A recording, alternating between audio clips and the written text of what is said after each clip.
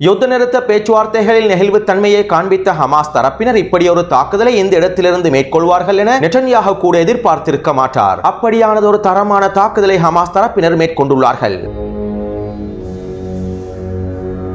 நெட்டன்யாஹுவின் அனைத்து சமன்பாடுகளையும் எதிர்பார்ப்புகளையும் மாற்றி அமைத்த ஹமாஸினுடைய தந்திரமான காய் நகர்த்தல்கள். இஸ்ரேலிய ஆக்கிரமிப்புக்கான ஆயுத ஏற்றுமதியினை திடீரென நிறுத்திய அமெரிக்கா. நெட்டன்யாஹுவின் நிலைப்பாட்டால் அமெரிக்க தரப்பினரும் சிக்கிக் கொண்டுள்ளார்களா?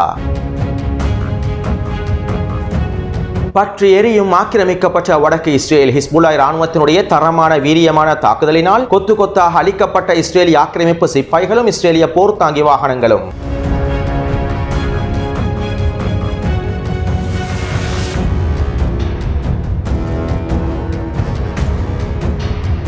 இஸ்ரேலிய ஆக்கிரமிப்பு இனப்படுகொலை பயங்கரவாத இராணுவம் தெற்கு லெபனானினுடைய பால்பெக் பிரதேசத்திலே இருக்கக்கூடிய பொதுமக்களை இலக்கு வைத்து உக்கிரமான வான்வழி தாக்குதல்களை மேற்கொண்டிருந்தது. ஹிஸ்புல்லாஹ் இராணுவத்துடன் நேரடியாக மோத முடியாத இஸ்ரேலிய ஆக்கிரமிப்பு இனப்படுகொலை கோலை இராணுவம் தெற்கு லெபனான் பிரதேசத்தில் இருக்கக்கூடிய மக்களை இலக்கு வைத்து இனப்படுகொலை தாக்குதல்களை மேற்கொண்டிருந்தது. இஸ்ரேலிய ஆக்கிரமிப்பின் இந்த இனப்படுகொலை தாக்குதலினால் 5க்கும் அதிகமான லெபனான் பொதுமக்கள் வீரமரணம் அடைந்துள்ளார்கள். மேலும் 8க்கும் அதிகமானோர் படுகாயம் அடைந்துள்ளார்கள். இதைத் தொடர்ந்து ஹிஸ்புல்லாஹ் இராணுவத்தினர் அவர்களுடைய தாக்குதல்களை தீவிரப்படுத்தி இருந்தார்கள். இதற்கமைவாக நேற்றிரவு கிரியட் ஷமோனா பிரதேசத்தினை இலக்கு வைத்து 30க்கும் அதிகமான ஃபலாக் ஏவுகணை தாக்குதல்கள் மேற்கொள்ளப்பட்டிருந்தன. இந்த ஃபலாக் ஏவுகணை தாக்குதலில் 8க்கும் அதிகமான வீடுகள் தரைமட்டமாக்கப்பட்டிருந்தன. மேலும் 2 வாகனங்களும் முழுமையாக சேதமடைந்திருந்தன. அத்தோடு இந்த தாக்குதலில் 5க்கும் அதிகமான இஸ்ரேலிய ஆக்கிரமிப்பு மக்கள் படுகாயம் அடைந்திருப்பதாகவும் வாகனத்தை ஓட்டிச் சென்ற நபர் கவலைக்கிடமான நிலைமையில் இருப்பதாகவும் இஸ்ரேலிய ஊடகங்கள் தெரிவித்துள்ளன. அத்தோடு குறித்த தாக்குதலை தொடர்ந்து இஸ்ரேலிய ஆக்கிரமிப்பு இராணுவம் குறித்த பிரதேசத்தினூடாக செல்லக்கூடிய அனைத்து வீதிகளையும் முழுமையாக இழுத்து மூடிவிட்டது. கிரியட் ஷமோனாவினுடைய விமான நிலையத்திற்கு செல்லக்கூடிய பாதைகளும் முழுமையாக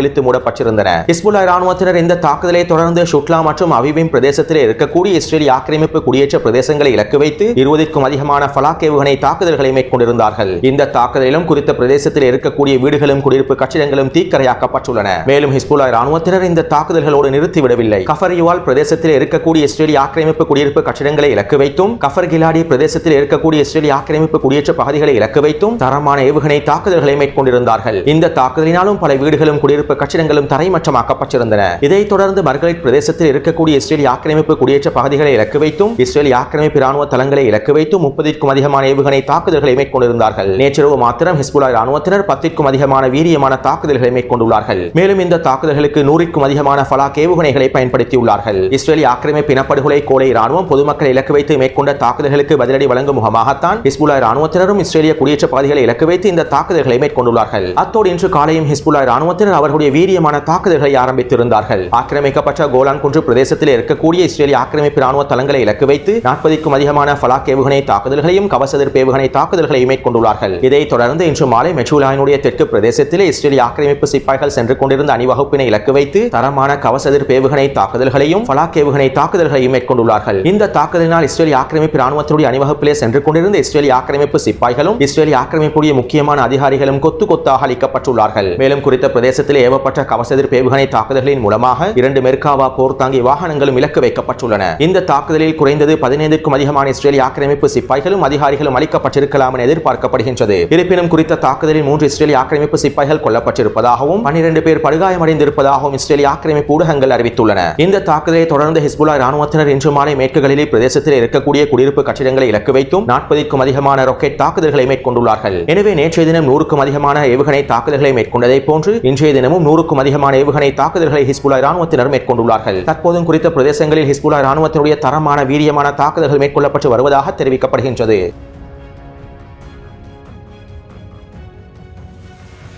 காசாவினுடைய யுத்த களத்திலும் யுத்த நிறுத்த பேச்சுவார்த்தைகளிலும் பல்வேறுபட்ட திருப்பங்கள் ஏற்படுத்தப்பட்டுள்ளன. உண்மையில் ஹமாஸ் தரப்பினர் தந்திரமாக காய்களை நகர்த்தியுள்ளார்கள் என்றே குறிப்பிடலாம். ஹமாஸ் தரப்பினருடைய இந்த நகர்வின் மூலமாக யுத்த நிறுத்த பேச்சுவார்த்தைகளின் சுமைகளும் அழுத்தங்களும் இஸ்ரேலிய ஆக்கிரமிப்புக்கு எதிராக திருப்பப்பட்டுள்ளன. அதாவது 2வது நாளாக நேற்றைய தினம் கைரோவிலே யுத்த நிறுத்த பேச்சுவார்த்தைகள் வெற்றிகரமாக மேற்கொள்ளப்பட்டிருந்தன. மேலும் ஹமாஸ் பிரதிநிதிகள் குறித்த பேச்சுவார்த்தையினை வெற்றிகரமாக முடித்துவிட்டு நேற்றிரவு எகிப்திலிருந்து வெளியேறி இருந்தார்கள். அத்தோடு இந்த பேச்சுவார்த்தையின் அடுத்த கட்டமாக இஸ்ரேலிய ஆக்கிரமிப்பின் பிரதிநிதிகள் எகிப்திற்கு அழைக்கப்பட்டுள்ளார்கள். குறித்த பேச்சுவார்த்தையினுடைய அடுத்த கட்ட நடவடிக்கைகளை மேற்கொள்வதற்காக இஸ்ரேலிய ஆக்கிரமிப்பின் பிரதிநிதிகள் இன்று காலை எகிப்திற்கு விஜயம் செய்திருக்க வேண்டும். ஆனால் இன்னும் நெட்டன்யாஹு இஸ்ரேலிய ஆக்கிரமிப்பின் பிரதிநிதிகளை இன்னும் எகிப்திற்கு அனுப்பி வைக்கவில்லை. மேலும் நெட்டன்யாஹு எகிப்திற்கு தங்களுடைய பிரதிநிதிகளை அனுப்பி வைக்கப் போவதில்லை எனவும் தெரிவித்துள்ளார். அதாவது கடந்த 24 மணித்தியாலத்திற்குள் மிகப்பெரிய திருப்பங்கள் ஏற்படுத்தப்பட்டுள்ளன. அத்தோடு எகிப்திலே நடைபெற்ற பேச்சுவார்த்தைகள் தொடர்பாக ஹமாஸினுடைய அரசியல் தலைவர் இஸ்மாயில் ஹனியா அவர்கள் ஊடகங்களிடம் இவ்வாறு தெரிவித்துள்ளார். முதலாவதாக நாங்கள் உட்கட்டமைப்பிலே பல்வேறுபட்ட கலந்துரையாடல்களை மேற்கொண்டிருந்தோம். காசாவின் யுத்த களத்தில் இருக்கும் எங்களுடைய தளபதிகளுடனும் கலந்துரையாடல்களை மேற்கொண்டிருந்தோம். இவ்வாறு நாங்கள் அனைத்து விதமான கலந்துரையாடல்களையும் மேற்கொண்டுவிட்டு நேர்மறையான சிந்தனையுடனும் நெகிழ்வு தன்மையுடனும் பேச்சுவார்த்தைகளுக்காக எகிப்திற்கு சென்றோம். காசாவிலே நிலையான எதிர்காலத்தை உருவாக்குவதற்கான எங்களுடைய நிபந்தனைகளை நெகிழ்வு தன்மையுடன் நாங்கள் முன்வைத்தோம். எங்களுடைய நிபந்தனைகள் வெறும் நிபந்தனைகள் மாத்திரமல்ல, பலஸ்தீனிய மக்களுடைய உரிமைகள் என்பதனையும் நாங்கள் மத்தியஸ்தர்களிடம் தெளிவாக முன்வைத்தோம். இரண்டாவது, நெட்டன்யாஹு ஆக்கிரமிப்பை தொடர்வதற்கும் மோதலின் நோக்கத்தை விரிவுபடுத்துவதற்குமே விரும்புகின்றார். மத்தியஸ்தர்கள் மற்றும் ஏனைய தரப்பினர் மேற்கொள்ளக்கூடிய அனைத்து முயற்சிகளையும் நெட்டன்யாஹு நாசப்படுத்துகின்றார். நெட்டன்யாஹு இஸ்ரேலிய பணைய கைதிகளை உயிருடன் மீட்டெடுக்க விரும்பவில்லை.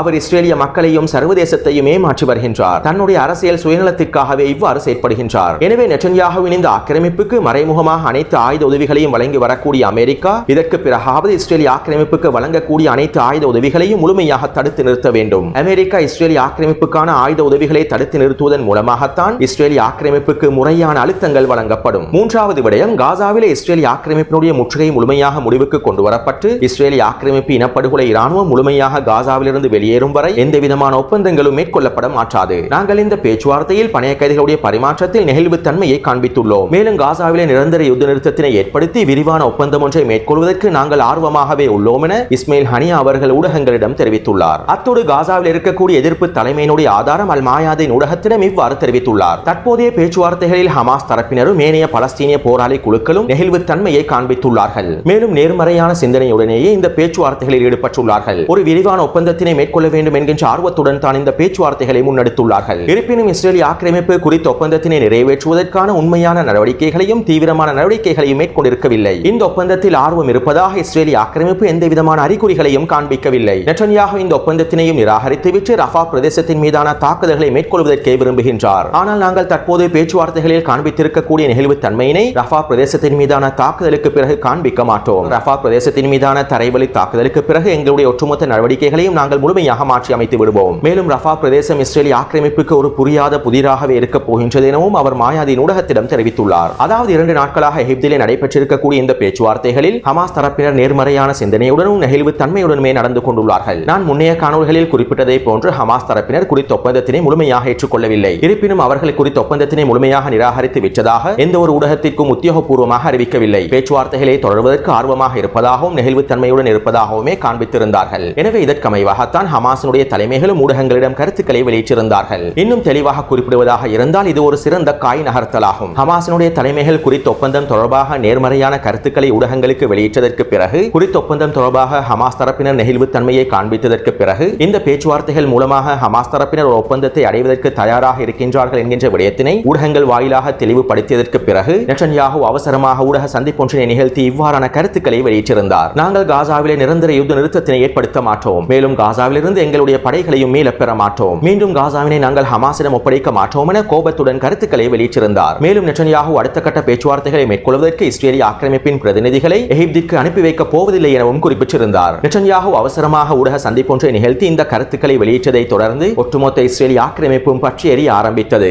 இஸ்ரேலிய ஆக்கிரமிப்பு மக்கள் டெல் அவீவ் பிரதேசம் முழுவதும் முற்றுகையிட்டு உக்கிரமான ஆர்ப்பாட்டங்களையும் போராட்டங்களையும் ஆரம்பித்திருந்தார்கள். ஹமாஸ் தரப்பினர் குறித்த பேச்சுவார்த்தைகளில் நெகிழ்வு தன்மையை காண்பித்துள்ளார்கள். மேலும் ஒரு சிறந்த ஒப்பந்தம் ஒன்றினை முடிப்பதற்காகவும் ஹமாஸ் தரப்பினர் தயாராக இருக்கின்றார்கள். ஆனால் தற்போது நெட்டன்யாஹு தயாராக இல்லை. நெட்டன்யாஹு வேண்டுமென்றே அடுத்த கட்ட பேச்சுவார்த்தைகளுக்கு பிரதிநிதிகளை அனுப்புவதற்கு மறுப்பு தெரிவித்துள்ளார். மேலும் இந்த ஒப்பந்தத்தினை முழுமையாக நிராகரிப்பதற்கான வேலை திட்டங்களையும் ஆரம்பித்துள்ளார். இவ்வாறு நெட்டன்யாஹு அவருடைய சுயநல தேவைக்காக செயற்படுவாராக இருந்தால் வரலாற்றிலே அவர் குப்பை தொட்டியில் வீசப்படுவார் என இஸ்ரேலிய ஆக்கிரமிப்பு மக்கள் கோஷங்களை எழுப்பி போராட்டங்களை மேற்கொண்டிருந்தார்கள். அதேபோன்று நெட்டன்யாஹுவின் குறித்த கருத்துக்களுக்கு இஸ்ரேலிய ஆக்கிரமிப்பு ஆய்வாளர்களும் விமர்சனங்களை முன்வைத்திருந்தார்கள். மேலும் இஸ்ரேலிய ஆக்கிரமிப்பு ஊடகங்களும் நெட்டன்யாஹுவினுடைய குறித்த கருத்துக்களை விமர்சனம் செய்திருந்தன. இஸ்ரேலிய ஆக்கிரமிப்பின் ஹார்டஸ் ஊடகம் இவ்வாறு தெரிவித்துள்ளது. எகிப்தினால் முன்வைக்கப்பட்டிருக்கக்கூடிய குறித்த ஒப்பந்தத்தினை ஹமாஸ் தரப்பினர் முழுமையாக நிராகரிக்க வேண்டும் என்று நெட்டன்யாஹு விரும்பினார். எகிப்தினால் முன்வைக்கப்பட்டிருக்கக்கூடிய குறித்த ஒப்பந்தத்தினை ஹமாஸ் தரப்பினர் முழுமையாக நிராகரித்து விடுவார்கள் என்று நெட்டன்யாஹு எதிர்பார்த்தார். ஆனால் நெட்டன்யாஹு எதிர்பார்த்ததை போன்று நடக்கவில்லை. ஹமாஸ் தரப்பினர் குறித்த ஒப்பந்தம் தொடர்பான நேர்மறையான கருத்துக்களை வெளியிட்டிருந்தார். தெரிவித்திருந்தார்கள். மேலும் குறித்த பேச்சுவார்த்தைகளின் போதும் நெகிழ்வு தன்மையை காண்பித்திருந்தார்கள். இதனால் தான் தற்போது நெட்டன்யாஹூ குறித்த ஒப்பந்தத்தை தோல்வியடைய செய்வதற்கான வேலை திட்டங்களை ஆரம்பித்துள்ளார். குறித்த ஒப்பந்தத்தினை முழுமையாக நிராகரிப்பதற்கான அடுத்த கட்ட வேலை திட்டங்களையும் ஆரம்பித்துள்ளார். நெட்டன்யாஹூவினுடைய அரசியல் சுயநலத்திற்காக இந்த ஒப்பந்தத்தினை நிராகரிப்பதற்கு அவர் தயாராகி வருகின்றார் என ஹார்டஸ் ஊடகம் செய்திகளை வெளியிட்டுள்ளது. இங்குள்ள மிக முக்கியமான விடயம் என்னவென்றால் ஹமாஸ் தரப்பினர் நெட்டன்யாஹூவை வசமாக சிக்க வைத்துள்ளார்கள். இவ்வளவு நாளாக ஒரு ஒப்பந்தத்தை எட்டுவதற்கு ஹமாஸ் தரப்பினர் தான் தடையாக இருக்கின்றார்கள் என்றும் ஹமாஸ் தரப்பினர் தான் இந்த ஒப்பந்தங்கள் அனைத்தையும் நிராகரித்து வருகின்றார்கள் என்றும் பல்வேறுபட்ட குற்றச்சாட்டுகள் முன்வைக்கப்பட்டிருந்தன. பலஸ்தீன மக்களிடத்தில் பிளவுகளை ஏற்படுத்துவதற்காகவும் சர்வதேச அழுத்தங்களை கட்டுப்படுத்துவதற்காகவும் ஹமாஸ் தரப்பினர் தான் ஒவ்வொரு ஒப்பந்தத்தையும் நிராகரித்து வருகின்றார்கள் என்கின்ற குற்றச்சாட்டுகள் தொடர்ச்சியாக முன்வைக்கப்பட்டு வந்தன.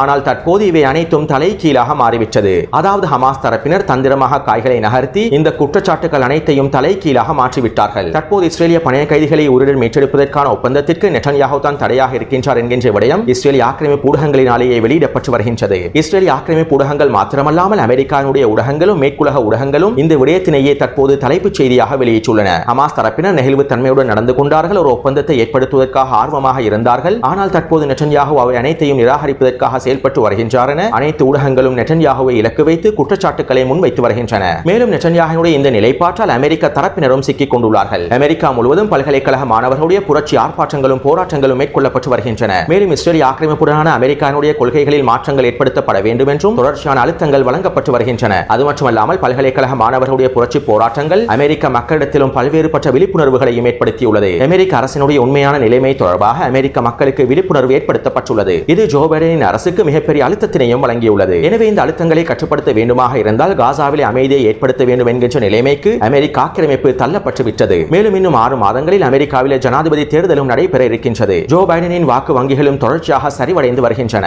எனவே இப்படியான நிலைமையில் இஸ்ரேலிய ஆக்கிரமிப்பு ரஃபா பிரதேசத்தின் மீது தரைவழி தாக்குதல்களை ஆரம்பிக்குமாக இருந்தால் அது பிராந்தியத்திலும் அமெரிக்க ஆக்கிரமிப்பிலும் மிகப்பெரிய விளைவுகளை ஏற்படுத்தும். எனவே உச்சக்கட்ட அழுத்தத்திற்குள்ளான ஜோ பைடன் இஸ்ரேலிய ஆக்கிரமிப்புக்கான ஆயுத ஏற்றுமதியை உடனடியாக தடுத்து நிறுத்தியுள்ளார். நேற்றிரவு அவசரமாக ஜோ பைடனின் அரசு இந்த முடிவை எடுத்துள்ளது. கடந்த வாரம் இஸ்ரேலிய ஆக்கிரமிப்புக்கு தேவையான அனைத்து விதமான ஆயுதங்களையும் வழங்குவதற்கு அமெரிக்க செனட் சபையிலே அனுமதி வழங்கப்பட்டது. இதைத் தொடர்ந்து அனைத்து ஆயுதங்களும் இந்த வார இறுதியில் இஸ்ரேலிய ஆக்கிரமிப்பில் தரையிறக்கப்படுவதற்கு இருந்தது. இப்படியான நிலைமையில் தான் ஜோ பைடனுடைய அரசு இஸ்ரேலிய ஆக்கிரமிப்புக்கு வழங்க இருந்த அனைத்து ஆயுதங்களையும் தற்போது இடைநிறுத்தியுள்ளது. அக்டோபர் 7ஆம் தேதிக்கு பிறகு அமெரிக்க ஆக்கிரமிப்பு முதன் முறையாக இஸ்ரேலிய ஆக்கிரமிப்புக்கான ஆயுத ஏற்றுமதியினை இடைநிறுத்தியுள்ளது. அது மட்டுமல்லாமல் அமெரிக்க CIA உளவு பிரிவினுடைய தலைவர் அவசரமாக கத்தாருக்கு விஜயம் செய்துள்ளார். குறித்த பேச்சுவார்த்தைகள் வீழ்ச்சியடையாமல் இருப்பதற்காகத்தான் இவர் கத்தாருக்கு விஜயம் செய்திருப்பதாக அமெரிக்க ஊடகங்களும் செய்திகளை வெளியிட்டுள்ளன. அது மட்டுமல்லாமல் எகிப்திற்கு இஸ்ரேலிய ஆக்கிரமிப்பின் பிரதிநிதிகளை உடனடியாக அனுப்பி வைக்குமாறு அமெரிக்க தரப்பினர் நெட்டன்யாஹூவுடைய அரசுக்கு தொடர்ச்சியான அழுத்தங்களையும் வழங்கி வருகின்றார்கள். எனவே தற்போது அனைத்து அழுத்தங்களும் நெட்டன்யாஹூவுக்கு எதிராக திரும்பியுள்ளன. ஹமாஸ் தரப்பினர் மீது வழங்கப்பட்ட அனைத்து அழுத்தங்களும் தற்போது நெட்டன்யாஹூவுக்கு எதிராக திரும்பியுள்ளன.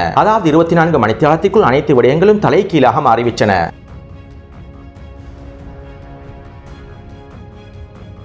எனவே அனைத்து அழுத்தங்களும் நெட்டன்யாஹூவுக்கு எதிராக வழங்கப்பட்டுக் கொண்டிருக்கக்கூடிய இந்த நிலைமையில் ரஃபா பிரதேசத்திலிருந்து இஸ்ரேலிய ஆக்கிரமிப்புக்கு எதிராக தாக்குதல் ஒன்று நடத்தப்பட்டிருந்தால் அது எப்படி இருந்திருக்கும்? இந்த இக்கட்டான சூழ்நிலையில் ரஃபா பிரதேசத்தில் இருக்கக்கூடிய பலஸ்தீனிய உயரடுக்கு போராளிகள் இஸ்ரேலிய ஆக்கிரமிப்பை இலக்கு வைத்து தாக்குதல் ஒன்றை மேற்கொண்டிருந்தால் அது எவ்வாறு அமைந்திருக்கும்? இவ்வளவு காலமாக ரஃபா பிரதேசத்தினுடைய எல்லைகளிலிருந்து இஸ்ரேலிய ஆக்கிரமிப்புக்கு எதிராக எந்தவிதமான தாக்குதல்களை மேற்கொள்ளாத ஹமாஸ் தரப்பினர் தற்போது திடீரென ரஃபா பிரதேசத்தினுடைய எல்லையிலிருந்து தரமான தாக்குதல் ஒன்றை மேற்கொண்டால் அது எவ்வாறு இருந்திருக்கும்? உண்மையிலேயே இவ்வாறானதொரு தரமான தாக்குதல் ஒன்றை தான் தற்போது அல்கசாம் படையினர் ரஃபா பிரதேசத்தினுடைய கிழக்கு எல்லைகளில் இருந்து மேற்கொண்டுள்ளார்கள். ரஃபாவினுடைய கிழக்கு பிரதேசத்தில் கரீம் ஷெலோம் நுழைவாயில் காணப்படுகின்றது. இந்த நுழைவாயிலுக்கு அருகாமையில் இஸ்ரேலிய ஆக்கிரமிப்பு இராணுவ தளங்கள் காணப்படுகின்றன. அது மட்டுமல்லாமல் ரஃபா பிரதேசத்தின் மீதான தாக்குதல்களை மேற்கொள்வதற்காக இஸ்ரேலிய ஆக்கிரமிப்பு தரப்பினர் குறித்த நுழைவாயிலில் இருந்து 8 கிலோமீட்டர் தொலைவில் ஒரு புதிய இராணுவ முகாமையும் அமைத்திருந்தார்கள். அந்த இராணுவ முகாமை இலக்கு வைத்துதான் அல்கசாம் படையினர் இந்த தாக்குதலை மேற்கொண்டுள்ளார்கள். ரஃபாவினுடைய கிழக்கு எல்லை பிரதேசத்திலிருந்து இந்த தரமான தாக்குதலை மேற்கொண்டுள்ளார்கள். அல்கசாம் படையின் குறுகிய தூர ஏவுகணையான ரஜூம் ஏவுகணையை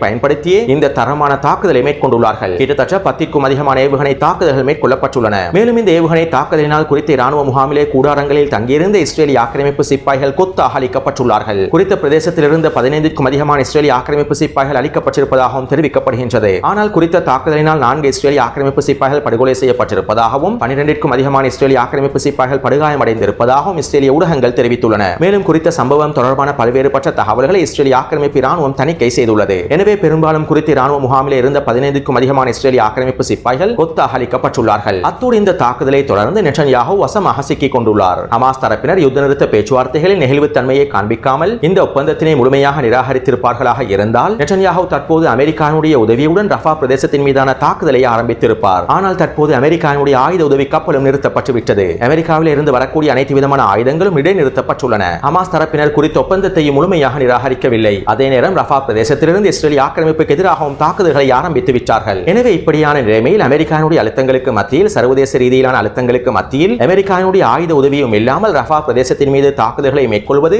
இஸ்ரேலிய ஆக்கிரமிப்பு ராணுவத்தினை மேலும் சிக்கலுக்குள் தள்ளிவிடும். எனவே நெட்டன்யாஹூ தற்போது ஹமாஸினுடைய காய் நகர்த்தல்களினால் வசமாக சிக்கிக் கொண்டுள்ளார். மேலும் இவ்வாறு அழுத்தங்களுக்குள்ளான நெட்டன்யாஹூ ஒரு சரியான முடிவொன்றினை எடுக்க முடியாமல் ரஃபாயினுடைய கிழக்கு பிரதேசத்தில் ஒரு வரையறுக்கப்பட்ட தாக்குதல் ஒன்றை மேற்கொள்ளப் போவதாக அறிவித்துள்ளார். இதற்கமைவாக இஸ்ரேலிய ஆக்கிரமிப்பு ராணுவமும் இன்று காலை ஒரு வரைபடத்தை வெளியிட்டுள்ளது. குறித்த வரைபடத்திலே சிவப்பு நிறத்தினால் காண்பிக்கப்பட்டிருக்கக்கூடிய ரஃபாயினுடைய கிழக்கு பிரதேசத்திலிருந்து பலஸ்தீனிய மக்கள் அனைவரும் கான் யூனிஸ் பிரதேசத்தை நோக்கி நகர வேண்டும் என குறிப்பிடப்பட்டுள்ளது. மேலும் ரஃபாயினுடைய கிழக்கு பிரதேசத்தில் இஸ்ரேலிய ஆக்கிரமிப்பு தரப்பினர் துண்டு பிரசுரங்களையும் வீசியுள்ளார்கள். அதாவது இஸ்ரேலிய ஆக்கிரமிப்பு சிக்கலுக்குள் இருக்கக்கூடிய நிலைமையில், நெட்டன்யாஹூ சிக்கலுக்குள் இருக்கக்கூடிய நிலைமையில் இந்த முடிவினை எடுத்திருப்பது இஸ்ரேலிய ஆக்கிரமிப்புக்கு ஹமாஸ் தரப்பினர் வைத்திருக்கக்கூடிய பொறியாகும். இந்த பொறியில் நெட்டன்யாஹூ வசமாக சிக்கியதன் விளைவாகத்தான் தற்போது அமெரிக்காவுடைய ஆயுத உதவிகள் இல்லாமல் ரஃபா பிரதேசத்தின் மீதான தரைவழி தாக்குதல்களையும் ஆரம்பித்துள்ளார். இந்த தாக்குதல் ஒரு வரையறுக்கப்பட்ட தாக்குதல் என்று நெட்டன்யாஹூ குறிப்பிட்டிருந்தாலும் இந்த வரையறுக்கப்பட்ட தாக்குதலானது மிகப்பெரிய விளைவுகளை ஏற்படுத்தப் போகின்றது. சர்வதேச ரீதியிலும் பிராந்தியத்திலும் அமெரிக்காவுடைய அரசியல் களத்திலும் மிகப்பெரிய தாக்கத்தினை ஏற்படுத்தப் போகின்றது. அத்தோடு இன்றைய தினம் ஹமாஸினுடைய தலைமைகளும் ஒரு அறிக்கை ஒன்றை வெளியிட்டுள்ளார்கள். ரஃபா பிரதேசத்தில் இஸ்ரேலிய ஆக்கிரமிப்பு வரையறுக்கப்பட்ட தாக்குதல்களை ஆரம்பித்தாலோ அல்லது முழுமையான தாக்குதல்களை ஆரம்பித்தாலோ நாங்கள் அனைத்து விதமான பேச்சுவார்த்தைகளையும் நிறுத்தி விடுவோம் என்றும், ரஃபா பிரதேசத்தின் மீதான தாக்குதலுக்கு பிறகு எங்களுடைய நெகிழ்வுத்தன்மைகள் இவ்வாறு அமையப் போவதில்லை என்றும், மேலும் ரஃபா பிரதேசத்தின் மீதான தாக்குதலுக்கு பிறகு எங்களுடைய நடவடிக்கைகள் அனைத்தும் முழுமையாக மாற்றியமைக்கப்பட்டு விடும் என்றும் நெட்டன்யாஹூவுக்கு ஒரு எச்சரிக்கை செய்தியை வெளியிட்டுள்ளார்கள். அதேபோன்று இஸ்ரேலிய ஆக்கிரமிப்பு ராணுவத்தினுடைய மூத்த தலைவர்களும் நெட்டன்யாஹூவுக்கு எதிரான கருத்துக்களை வெளியிட்டுள்ளார்கள். தற்போதைய ஒப்பந்தமானது இஸ்ரேலிய பணைய கைதிகளை உயிருடன் மீட்டெடுப்பதற்கு ஒரு சிறந்த ஒப்பந்தமாகும். இந்த வாய்ப்பினை நெட்டன்யாஹூ பயன்படுத்தாமல் ரஃபா பிரதேசத்தின் மீதான தாக்குதலை மேற்கொள்வது இஸ்ரேலிய ஆக்கிரமிப்பின் எதிர்காலத்திற்கே பாரிய விளைவுகளை ஏற்படுத்தக்கூடியது என்றும் இஸ்ரேலிய ஆக்கிரமிப்பு ராணுவத்தின் மூத்த அதிகாரி பராக் ராபிட் தெரிவித்துள்ளார். அதேபோன்று ஹமாஸினுடைய தலைவர்களில் ஒருவரான ஒசாமா ஹம்தான் அவர்கள் இவ்வாறு தெரிவித்துள்ளார். கரீம் ஷலோம் பிரதேசத்தை இலக்கு வைத்து நடைபெற்ற தாக்குதல் ஆக்கிரமிப்புக்கு ஒரு செய்தியை வழங்கியுள்ளது. ஆக்கிரமிப்பு ராணுவம் செய்யக்கூடிய எந்த ஒரு சாகசத்திற்கும் அது கற்பனை செய்வதை விட பதிலடிகள் கடுமையானதாகவே இருக்கும். நாங்கள் எகிப்திலே திறந்த மனதுடன் தான் பேச்சுவார்த்தைகளில் ஈடுபட்டிருந்தோம். மேலும் நெகிழ்வு தன்மையையும் காண்பித்திருந்தோம். அத்தோடு இஸ்ரேலிய ஆக்கிரமிப்பை கற்பனை செய்வதை விட இந்த யுத்தத்தினை நீடிப்பதற்கான எல்லா விதமான திறன்களையும் நாங்கள் கொண்டிருக்கின்றோம் என ஒசாமா ஹம்தான் அவர்கள் ஊடகங்களிடம் தெரிவித்துள்ளார். எனவே தற்போது நெட்டன்யாஹூ ஒரு இக்கட்டான சூழ்நிலைக்கு தள்ளப்பட்டுள்ளார். இனி வரக்கூடிய நாட்களில் நெட்டன்யாஹூ எடுக்கக்கூடிய முடிவுகள் அவருடைய அழிவு பாதையை தீர்மானிக்கப் போகின்றது.